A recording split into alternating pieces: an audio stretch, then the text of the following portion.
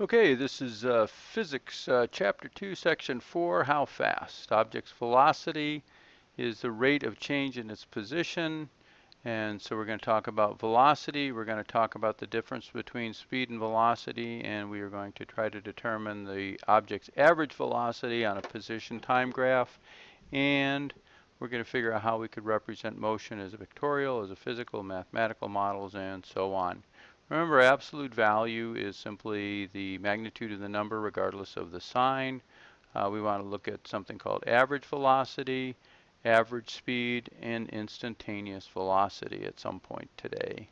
We look at our two joggers. If you look at the two joggers, the one in red is actually the position is changing from 0 to 6 meters, while the blue jogger is only changing from 0 to 3 meters. Obviously, the person in red is running faster.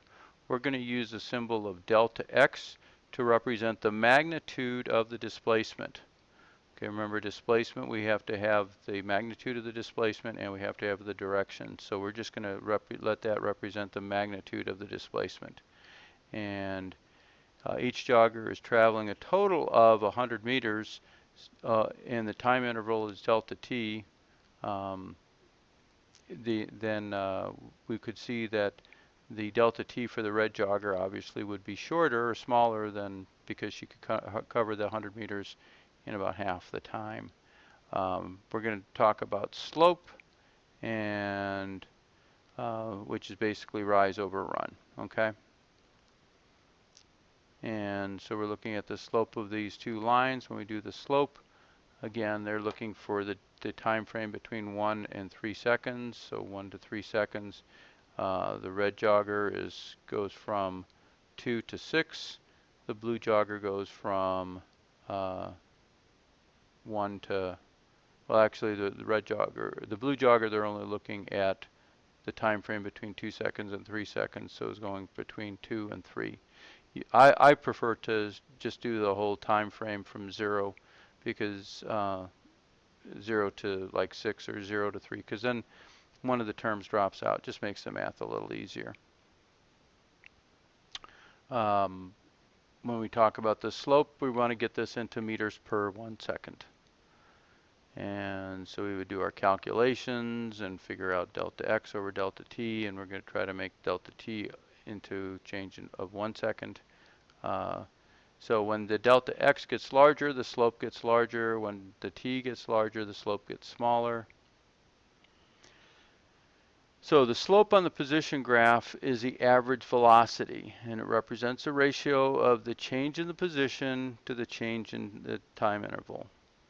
So this little symbol there, that 3 lines, actually doesn't mean equal. It means defined as. So the average velocity, which is this symbol right here, is defined as delta x over delta t, or the magnitude of the displacement over the time. Here we have a slope, a negative slope, and that indicates a negative velocity. However, the speed is still the same. So you can't say that the slope is the speed of the object. Since we have a negative 0.5 meters per second, it's a velocity, not a speed. And the object moves in a negative direction. It starts at 20 and moves back towards 0. If it kept on going, it would move into negative territory. So it's a negative. The average velocity, however, is the absolute value of the, this average speed is the absolute value of the velocity. So that would be 5 meters per second. We have two symbols that look very similar. One's in bold, one's not. They use the unbolded one for the average speed. The one in bold is the average velocity. I'm going to use S for speed and this delta, this V thing for velocity, just so you know. This makes me crazy. I can't hardly tell the difference between when it's bold and when it's not. So if an object moves in a negative direction, then it has a negative displacement. If it has a negative displacement, then it has a negative velocity. So what is the average velocity here? It's from 0 to 12 in 7 seconds. So we're going to try to do that calculation. So how do we go about doing that? Well, we sketch it all out. We look for our unknowns. We're going to be calculating both the average velocity, which is this symbol, and the average speed, which is this symbol. So if we do the average velocity first, we're going to do delta x over delta t, which is a change in x over a change in t. So we get 12. If we pick a period of time for the between 4 seconds and 8 seconds, it changed by 6 seconds. We end up with a velocity of 1.5 seconds, or 5 meters per second, and the speed then is the absolute value of that, so it stays 1.5 meters per second. The units are correct. We end up with meters per second. The signs make sense. It's positive because it's going it's a positive slope. And those were the steps we covered. Okay, so the motion diagram shows the position of a moving object at the beginning and the end of a time interval. During this time interval, the speed of the object should have remained the same, increased or decreased. All of these can be determined by using an average velocity diagram. Now, the instantaneous velocity comes into play if the velocity is changing. You still want to know exactly what the velocity was at any particular time. We're going to use the little v without the top on it. Although the average velocity is the same in the same direction as displacement, the two quantities are not measured in the same unit. Displacement's in meters, velocity is in meters per second. They are proportional. As one gets greater, the other gets greater. And the motion diagram is not a precise graph of average velocity, but you can indicate the direction and the magnitude of the velocity. So here we know that this is going to be a negative velocity because we have a negative slope. And if we do the calculation, we would find that 20 divided by 4 is 5. So y then is going to be the position. Plugging numbers into these things, you'll come up with a number of meters.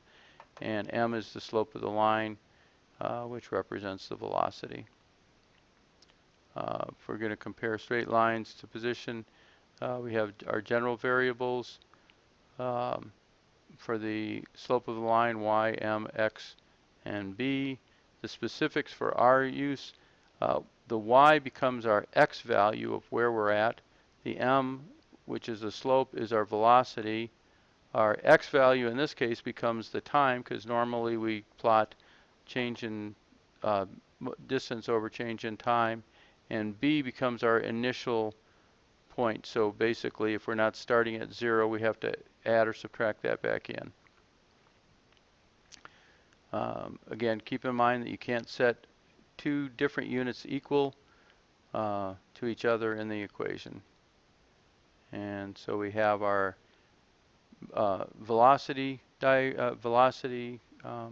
equation.